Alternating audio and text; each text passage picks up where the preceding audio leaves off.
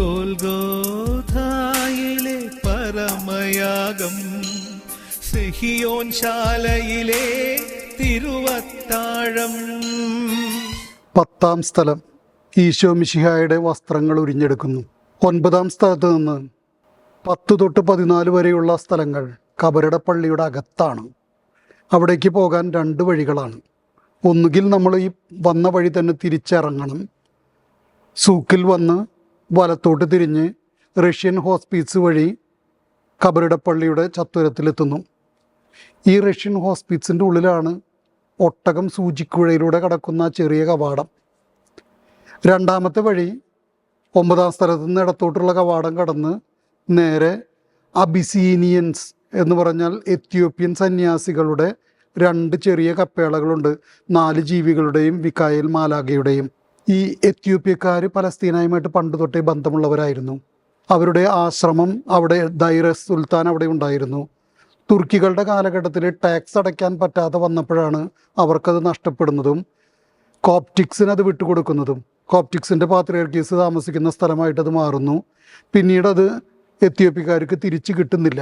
അവർ ഈ 2 കപ്പേളകളാണ് അവരുടെ സ്വന്തമാക്കി വെക്കുന്നത്. 1971 ഈ കപ്പേളകളിലൂടെ നടക്കാനുള്ള സ്വാതന്ത്ര്യം കോപ്റ്റിക്സ് കോടതിയിൽ നിന്ന് നേടിയെടുക്കുന്നു. ഈ വഴിയിലൂടെ തീർത്ഥാടകർക്കും നടക്കാം. കബറിടപ്പള്ളിയുടെ കവാടം കടന്നാൽ ഉടനെ വലതുവശത്തേക്ക് മുകളിലോട്ട് 14 പടവുകൾ, ഏകദേശം 5 മീറ്റർ ഉയരം. നമ്മൾ കാൽവരി ഗിരിയുടെ മുകളിലെത്തി.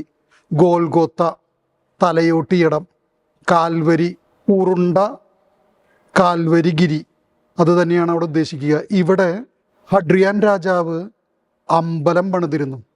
മണ്ണിട്ട് മൂടി ഇതിൻ്റെ മുകളിലാണ് അമ്പലം പണിതിരുന്നത്. ഹെലന രാജ്ഞി 326 പലസ്തീനായിൽ വന്ന് കുരിശ് കണ്ടെത്തുന്ന സമയത്ത് ഈ മക്കാരിയൂസ് ബിഷപ്പിനോട് ചേർന്ന് ഇവിടെയുള്ള മണ്ണൊക്കെ മാറ്റി കഴിയുമ്പോൾ കാൽവരി കുന്ന് പ്രകടമായിട്ട് കാണുന്നു. അവിടുത്തെ അമ്പലം മാറ്റി ദേവാലയം പണിയുന്നു. ഇതിൻ്റെ മുകളിൽ ഇന്ന് 2 കപ്പേളകളാണ്.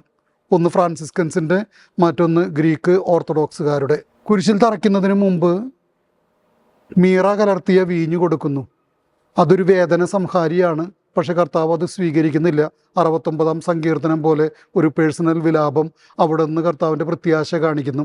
വസ്ത്രങ്ങൾ ഉരിഞ്ഞെടുക്കുക, അത് കുരിശിൽ തറയ്ക്കുന്നവർക്കുള്ള പതിവാണ്. ആ കാലഘട്ടത്തിൽ ആരാണോ ഇത് എക്സിക്യൂട്ട് ചെയ്യുന്നത് അവർക്ക് അവകാശപ്പെട്ടതാണ് ആ തുണി. അതുകൊണ്ടാണ് പറയുക അവർ ഈ വസ്ത്രത്തിന് വേണ്ടി നറുക്കിട്ടു.